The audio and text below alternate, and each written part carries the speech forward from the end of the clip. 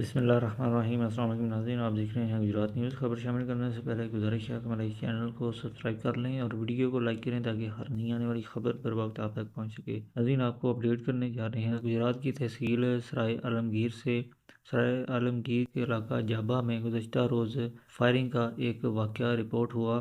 جابہ میں دو گروپوں میں جو ہے وہ فائرنگ کا تبادلہ ہوا، اور ابھی تک کی جو میڈیا اطلاعات ہیں اس کے مطابق جو ہے وہ معمولی تلخ کلامی ہوئی ایک پنچایت میں، جس کے بعد جو ہے یہ دونوں گروپوں کے درمیان اندھا دھند فائرنگ کے تبادلے کی صورت جو ہے وہ اختیار کر گئی، اور ایف آئی آر جو درج کی گئی اس کے مطابق دونوں گروپس کی جانب سے جو ہے وہ آتشی اسلحہ سے جو ہے وہ اندھا دھند فائرنگ کی گئی ایک دوسرے پر قتل کرنے کی نیت سے۔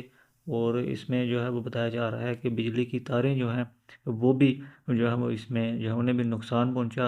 سرائے عالمگیر کے تھانہ بولانی کی حدود میں یہ واقعہ پیش آیا۔ ایس ایچ او تھانہ بولانی کی مدعیت میں یہ ایف آئی آر جو ہے وہ درج کی گئی، جس میں ظہیر کنا گروپ اور سلیم مندیال گروپ کا نام جو ہے وہ بتایا گیا ہے۔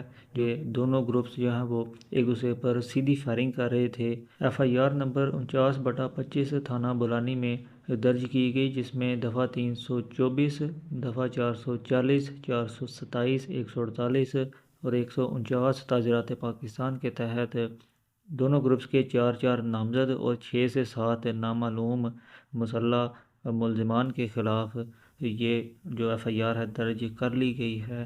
اور اس ایف آئی آر میں جو چودھری عابد رضا گوٹلہ کے قریبی ساتھی چودھری ظہیر کنا جو ہیں انہیں بھی جو ہے وہ نامزد کیا گیا ہے۔